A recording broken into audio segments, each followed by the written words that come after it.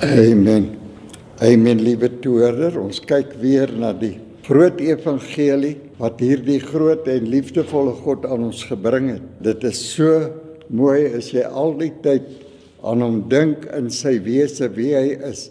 Hy is 'n goeie God. Hy is 'n God wat nie wil hê dat een mens verlore moet gaan nie, maar dat almal tot die volheid moet kom.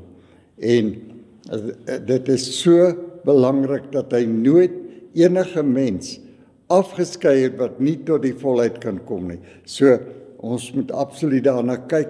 Luister nou net wat sê hy in 2 Tessalonisense 2 vers 13. Hy sê, maar ons moet God altyd oor julle dank, broeders, wat deur die Here bemin word. Dit geld vir elke mens wat ooit geleef het. As jy nie die liefde aanvaar nie, as jy dit nie die vergifnis aanvaar nie, dan veroordeel jy jouself.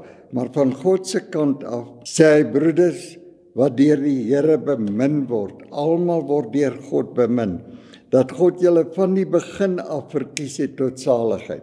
Jy sien, van die begin af het God alle mense verkies tot saligheid, in die heiligmaking van die Gees en die geloof in die waarheid. Dit is so groot en belangrik dat ons absoluut kyk na die werksverrigting van God wat gekom het. Ons kyk weer na Kolossense 1, die 12de vers, en hy sê, en die Vader mag dank, wat ons bekwaam gemaak het, onomwonde. Dis nie iets wat daar verborgenheid in is nie.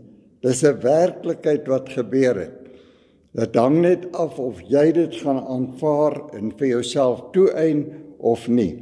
Ek lees weer van die begin af. Hy sê, en die Vader mag dank wat ons bekwaam gemaak het om deel te hê aan die erfdeel van die heiliges in die lig. Om deel te hê aan die erfdeel van die heiliges in die lig. Nou, hoe sal 'n mens ooit hierdie skrif verstaan as jy nie verstaan dat die ewigheid is 'n oneindigheid. Jy gaan nie op die nuwe aarde bly in 'n beperkte ruimte nie.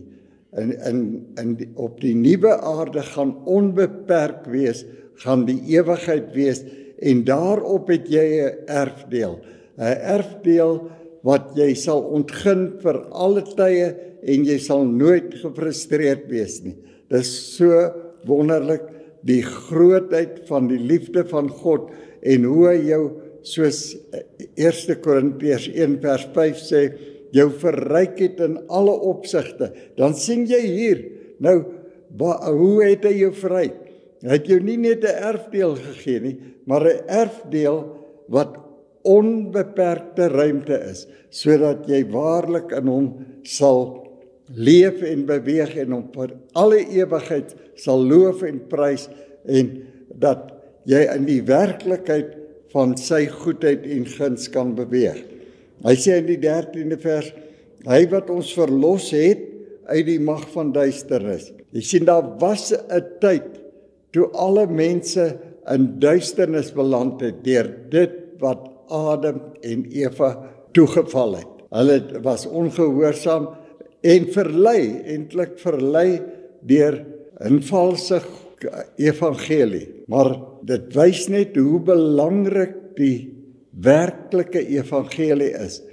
Dat daardie eenvoud wat Adam en Eva gemaak het, stort die mense in duisternis vir 4000 jaar, totdat die dispensasie van genade aanbreek en God die aarde besoek om vir die mens weer in 'n realiteit te bring van sy liefde en die herstel te bring van dit wat verkeerd gegaan het in die tuin van Eden. So, hy het ons kom oorplaas uit daardie duisternis in die lig in.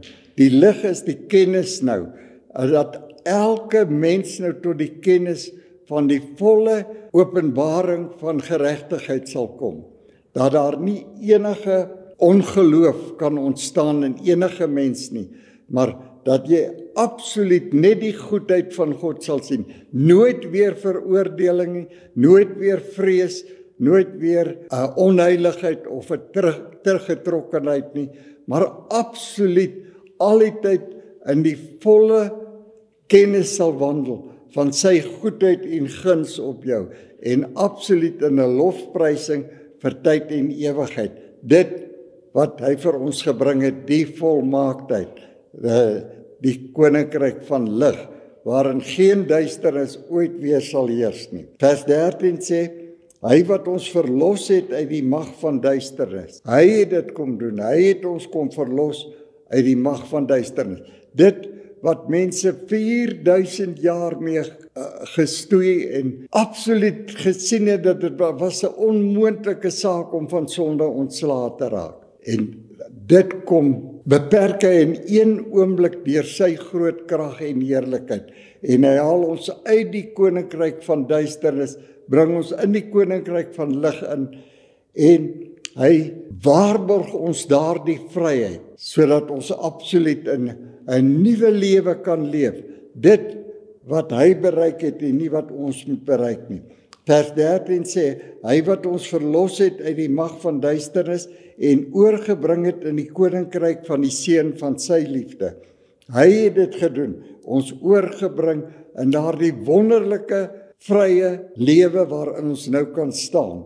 Vers 14 sê, in wie ons die verlossing het, waar ons in die Ou Testament al die jare gesoek het na verlossing, is dit nou absoluut deur die guns van God aan ons gegee.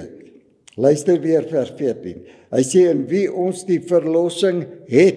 Ons gaan dit nie soek nie, ons gaan nie daarvoor werk nie, ons het dit verkry, dis 'n geloofsaksie, deur sy bloed, naamlik die vergifnis van ons sonde.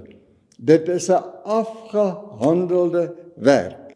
Sonde sal nooit weer oor die mens heers nie. En God sal nooit weer sonde aan die mens toereken nie. Maar dit is so belangrik dat ons in 'n noue verhouding met die Here sal wees. Dit is so belangrik as jy 'n fout maak of weer in wat absoluut met enige mens kan gebeur, dat jy absoluut na die Here toe kom en hom loof en prys dat hy jou herstel het aan die kruis van Golgotha, dat hy die een is wat jou verlos het, dat hy die een is wat jou so lief gehad het, dat jy absoluut al die tyd in daardie liefde, in daardie eerste teksie wat ons gelees het, dat God jou bemin, dat ons absoluut in daardie liefde inbeweeg, en absoluut daarin bly al die tyd, nooit weer twyfel aan enige iets, dat God jou nie lief het, of dat hy jou nie gaan vergewe nie. Hy het jou vergewe. Dis 'n afgehandelde saak. Dis net ons wat ons verstand moet vernuwe, dat dit is 'n liefdesgawe wat ons het, en wat ons moet verkry nie. So, nou verduidelik hy eers wie Christus is, wat vir ons hierdie heerlikheid gebring het, dat jy nie moet twyfel daaraan nie. En luister hoe verduidelik hy dit in vers 15. Hy sê, hy is die beeld van die onsienlike God, en die eerstgeborene van die hele skepping. Die hele skepping was in 'n sonde gedompel, deur dit wat die vyand veroorsaak het aan die begin. En daardie realiteit kom hierdie groot God nou, en hy herstel dit, want Christus was net soos 1 Timoteus 3 vers 16 sê, God was gebore in die vlees. So, dit was werklik, Christus was werklik God, wat gebore was in die vlees. En hy het dit kom doen. Die skepper van hemel en aarde het 'n rigiede werklikheid gebring. En hy het kom herstel wat die vyand verbreek het. En dit gaan nou stand hou vir ewig, want hy het ook die werke van die vyand verbreek, dat dit nooit weer 'n invloed op die mens sal hê nie. So, ek lees vir die vers 16. Hy sê, want in hom is alle dinge geskaap. Genesis 1 vers 1. Daardie groot God het alle dinge kom skape. En dit was die verborgenhede, dat Christus was werklik God, wat in die vlees gebore was. So, nou sê die 16de vers, want in hom is alle dinge geskape, wat in die hemel en op die aarde is, wat sienlik en onsienlik is. Dis nou in die hemele en op die aarde. Trone, sowel as heerskappye, owerhede, magte, alle dinge is deur hom en tot hom geskape. As ons die grootheid van hierdie God sien, en sien hoe magtig hy werklik is, dan kan ons weet hoe ons op hom kan vertrou. Luister net wat sê Openbaringe 9, waar hy praat van die 6de bassein. Ek gaan vers 15 lees, dan verduidelik hy. Hy sê, toe is die 4 engele losgemaak wat gereed gehou was vir die uur en die dag en die maand en die jaar, om 1/3 van die mensdom dood te maak. En die getal van die leers van perderuiters was 2 maal 10.000 maal 10.000. En ek het die getal gehoor. 2 maal 10.000 maal 10.000 perderuiters. Dan dink jy aan die aarde en die geringheid van hierdie skepping, die aarde, teenoor die volheid van dit wat ons in die toekoms gaan beleef. So, ons moet na hierdie werklikhede kyk en weet dat hierdie beloftes wat God vir ons bring, is absoluut regiet. Dis die grootheid van die heerlikheid van hierdie God wat tentoongestel kon word in ons en deur ons. Vers 18 sê, en hy is die hoof van die liggaam, naamlik die gemeente. Hy wat die begin is, die eerstgeborene van die dode, sodat hy in alles eerste kan wees. As 'n mens na die evangelie of na die skrifte of na enige iets kyk, dan moet hy altyd die volheid wees, hy moet altyd eerste in alles wees, sodat ons daardie werklikheid kan verwerk deur die grootheid van hierdie God wat ons lief gehad het, wat ons kom bemin het. Vers 19 sê, want dit het die Vader behaag, dat in Christus die volheid sou woon, en dat hy deur hom alles met homself sou versoen. Dis nou in die vlees gekom, en alles met homself sou versoen, nadat hy vrede gemaak het deur die bloed van die kruis. Dis 'n regiete werklikheid, en as ons nie dit so verstaan nie, dan moet ons dit verstaan, want anders is ons nie gelowiges nie. Die regverdige sal net deur die geloof lewe. Ek sê deur hom, die dinge op die aarde, sowel as die dinge in die hemel. Kan jy dink dat toe Christus kom sterf aan die kruis, toe God daardie werklikheid om die aarde met homself te versoen, toe versoen hy ook alle dinge in die hemele met homself. So alle magte is versoen. Dit gaan net daaroor op aarde en in die hemele, wie dit gaan aanvaar en wie dit gaan verwerp. So, dit is so belangrik dat ons daardie groot liefde van God sal sien, dat hy selfs hulle sal verskoon wat volgelinge van die vyand was. Vers 21 sê, ook julle wat voor vervreemd was en vyandig gesind deur die bose werke, het hy nou versoen. Praat hy direk met ons. Het hy nou versoen. Daar's nie nog 'n versoening wat moet kom nie. As jy die dag voor God gaan staan, dan gaan staan jy met die versoening wat hy bewerk het. En jy kan nou duidelik sien waarom 1 Korintiërs 1 vers 17 sê, as jy nie die kruisgebeure glo nie, dan verydel jy die kruis.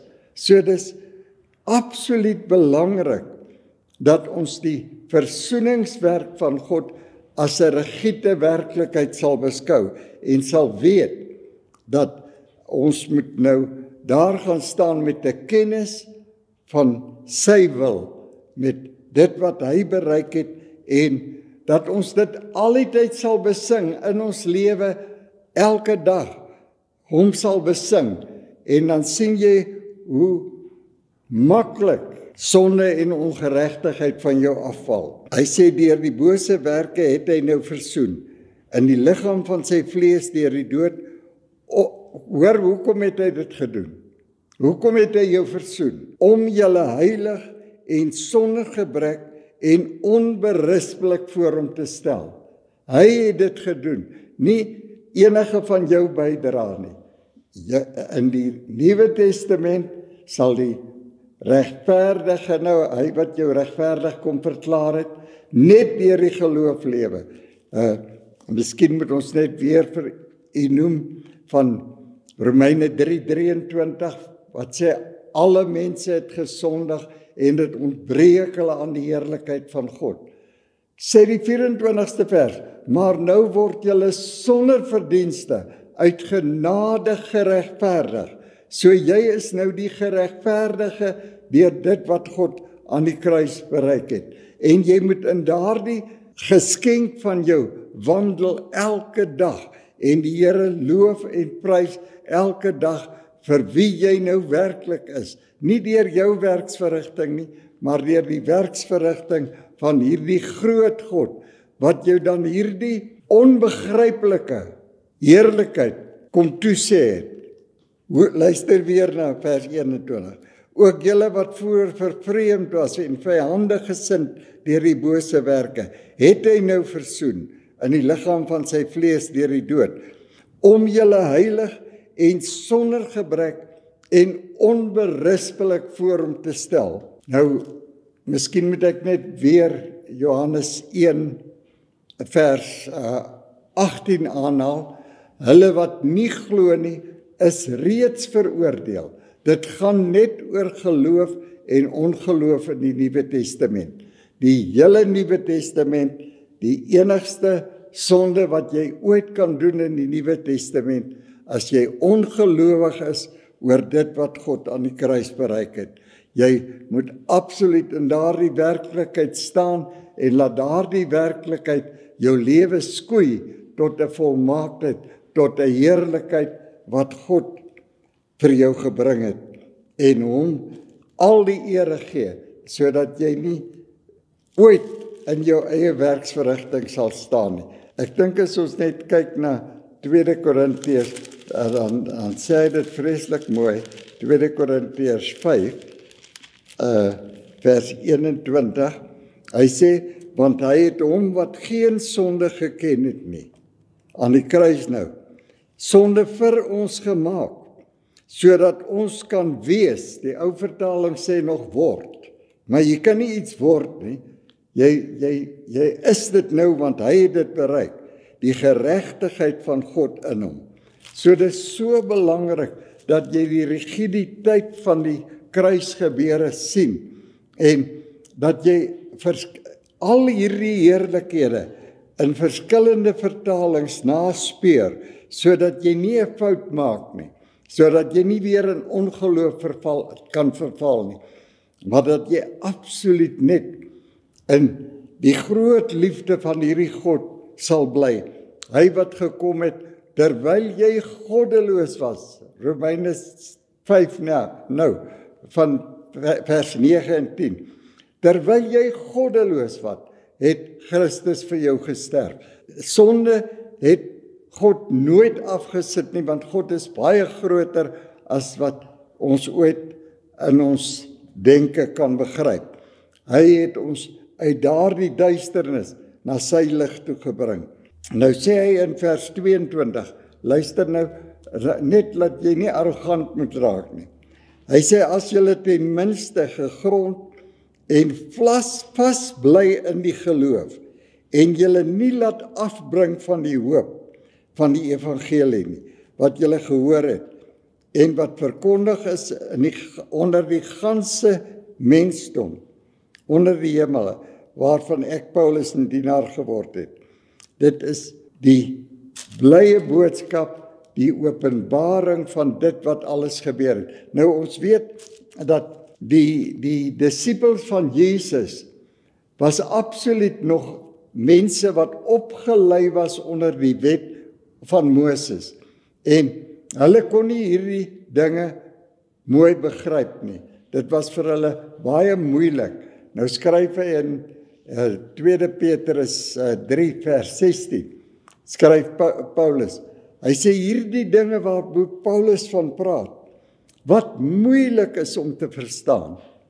So, dit wys vir jou dat hulle het nie hierdie dinge baie mooi verstaan nie, maar die heerlikheid het gekom in die openbaarmaking van die verborgenheid, want dit is God wat aan die werk was al die tyd.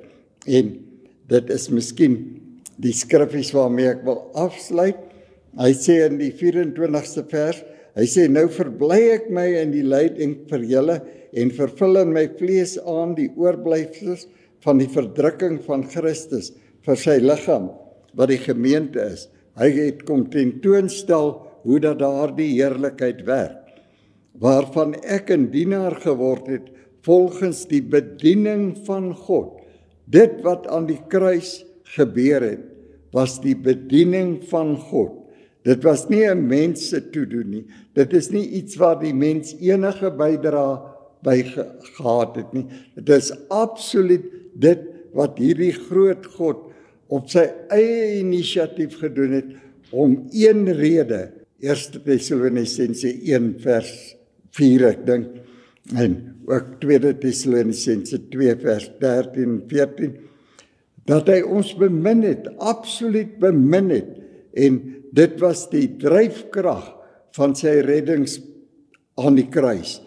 Dit wat hy kom doen het uit absoluut net genade, 'n geskenk aan die mens. Ek lees net weer vers 25. Hy sê, waarvan ek 'n dienaar geword het, volgens die bediening van God, wat aan my gegee is in julle belang, om die woord van God te vervul. Om die woord van God te vervul. Daar is nie 'n ander evangelie wat nou nog moet kom, wat kan bydra tot hierdie evangelie van dit wat aan die kruis gebeur het nie. Dit wat aan die kruis gebeur het, was die volle reddingswerk van God. Daar kan nie iets anders bygedra word nie. Dit was die volle verryking van die mens, verryk in alle opsigte, sodat ons absoluut net in die liefde van hierdie groot God sal staan alle ewigheid en hom verheerlik vir die groot liefde waarmee hy ons bemin het. Amen.